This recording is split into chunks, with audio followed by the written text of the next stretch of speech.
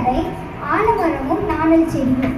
ஒரு ஊர்ல பெரிய ஆலமரம் இருந்துச்சாமாங்க. அந்த ஆலமரம் எல்லாத்துக்கும் நிழல் கொடுத்துச்சான். அந்த ஆலமரம் ஆத்தோரத்துல இருந்துச்சான். அதுக்கு பக்கத்துலயே ஒரு நாணல் செடி இருந்துச்சான். அந்த நாணல் செடி மழை பெஞ்ச உடனே அப்படியே விழுந்துருமாங்க. மழை நின்னதுக்கப்புறம் எழுந்திரிச்சு நிற்கணும். ஒரு நாள் அந்த ஆலமரம் சொல்லிச்சான் நாணல் செடியை பார்த்து, நீ எப்படி இப்படி ஒல்லியா இருக்க, மழை பெஞ்ச உடனே சாஞ்சிடுறேன், ஆனா நான் மழை பெஞ்சாலும் அப்படியே தான் இருக்கேன் அப்படின்னு சொல்லி பெருமை பேசிட்டே இருந்துச்சாமாங்க. அதெல்லாம் நாணல் செடி கவலைப்பட்டுட்டு அதெல்லாம் பெருசாவே எடுத்துக்கலையாமா. ஒரு நாள் ரொம்ப பெரிய மழை பெஞ்சிச்சாமாங்க.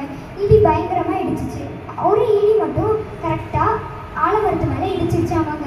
அப்போ அந்த ஆலமரம் தீ பற்றி அது அப்படியே ரெண்டா உடஞ்சி அந்த எரிஞ்சு போய் அதுக்கு ஆலமரம் இருக்கிற ஒரு தடையை கூட இல்லாம அளவுக்கு எரிஞ்சிருச்சாமாங்க. அப்போ அந்த நாணல் செடி மழை பெஞ்சதுக்கப்புறம் விழுந்ததுக்கப்புறம் மழை பெஞ்சு முடிச்சதுக்கப்புறம் எந்திரிச்சிருச்சாமாங்க. பார்த்தீங்களா, நம்ம சத்துக்கு நம்மளை டிஸ்டர்ப் பண்ணுறதுன்னு எதுனாலும் செய்வாங்க. நம்ம அதெல்லாம் பெருசாகவே எடுக்க தேவையில்லை.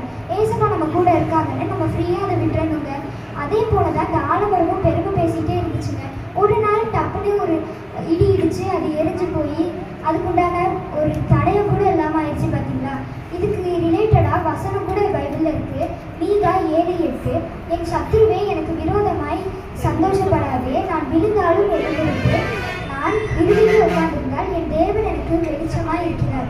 பார்த்தீங்களா, ஏசப்பா நமக்கு வெளிச்சமாக இருப்பார்.